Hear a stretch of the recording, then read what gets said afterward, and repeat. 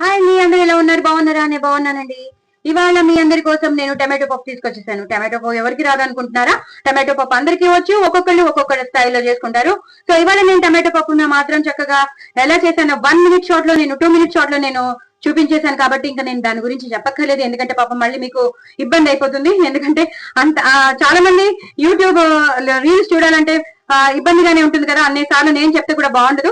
So ఆ 2 minutes short లో నేను చెప్పేశాను కాబట్టి చక్కగా చేసేసుకోండి. ఇప్పుడున్నది హాలిడేస్ వస్తున్నాయి, పిల్లలకి చాలా బాగుంటుంది. అస్తమానం మామిడికాయ పప్పు, ఈ సీజన్ లో అయితే మామిడికాయ పప్పు, టమాటో పప్పు ఎక్కువ చేసేసుకుంటూ ఉంటాం. సో పాలకూర పప్పు కూడా చాలా ఫేమస్. సో పప్పులన్నీ ఫేమస్, పప్పులు అందరికీ ఇష్టం.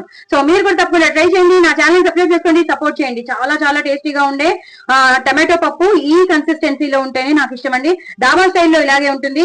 చక్కగా నేను పోపులో కారం వేస్తాను, అది ఎలా వేసాను మీరు చూడండి, లాంగ్ వీడియోలో చూడండి. చక్కగా ఎక్కువ వెల్లుల్లిపాయలు వేసుకోండి, ఇంగు పోపు ఎక్కువ పెట్టుకోండి, ఇలా హ్యాపీగా చేసేసుకోండి. చపాతీలో నంచుకోండి, అలాగే వేడివేడి అన్నంలో నంచుకుని, అప్పడాలు కానీ వడియాలు కానీ నంచుకుని మీరు తినేసేయండి, పిల్లలకి పెట్టేయండి. చాలా చాలా టేస్టీ అయిన టమాటో పప్పు మీ ముందుకు ఉంటుంది.